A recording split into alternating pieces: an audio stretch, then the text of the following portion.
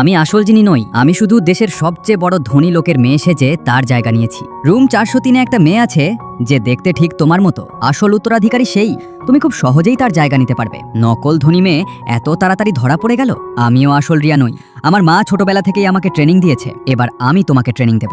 যখন তুমি পরিবারের সম্পত্তি দখল করে নেবে তখন আমার 5 মিলিয়ন চাই। কিন্তু আসল রিয়া কোথায়, সে কোথায় আছে সেটা গুরুত্বপূর্ণ না। গুরুত্বপূর্ণ হলো এখন থেকে তোমার বিপজ্জনক ট্রেনিং শুরু হবে। কি ধরনের ট্রেনিং? তোমাকে আসল জিনির প্রতিটি অভ্যাস আর প্রতিটি দক্ষতা শিখতে হবে। তোমার 2 রুমমেট যদি তোমাকে সন্দেহ না করে তবেই তুমি সফল বলে গণ্য হবে। যিনি ফ্যাশন ডিজাইন প্রতিযোগিতায় জিতেছে সে সবকিছুতেই প্রতিভাবান, কিন্তু আমি তো কিছুই পারি না। শিখতে হবে। খুব ভালো, তুমি খুব দ্রুত শিখছো। এখন এই স্কিলগুলো ওই বোকা রুমমেটদের ধোকা দেওয়ার জন্য যথেষ্ট। হ্যাঁ, ওদের সামলানো সহজ। যিনি, আমার জিন্স ছিঁড়ে গেছে, তুমি কি এটা ঠিক করে দিতে পারবে?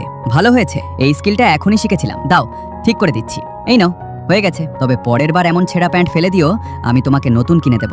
আরে না, যখন আমাদের বন্ধু এত বড় ফ্যাশন ডিজাইনার তখন টাকা খরচ কেন করব? তোমার হাত এত ভালো হয়ে গেল কিভাবে? চলো আজ সন্ধ্যায় সাঁতার কাটতে যাই। যিনি আমাদের সাঁতারও শেখাবে। আমি তো একদম সাঁতার জানি না, আমার সুইম স্যুট এখনো আসেনি।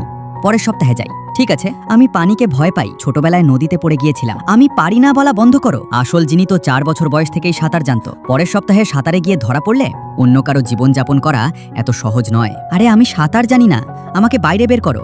ওয়াও, তুমি তো 2 চক্কর সাঁতার কেটে ফেলেছো।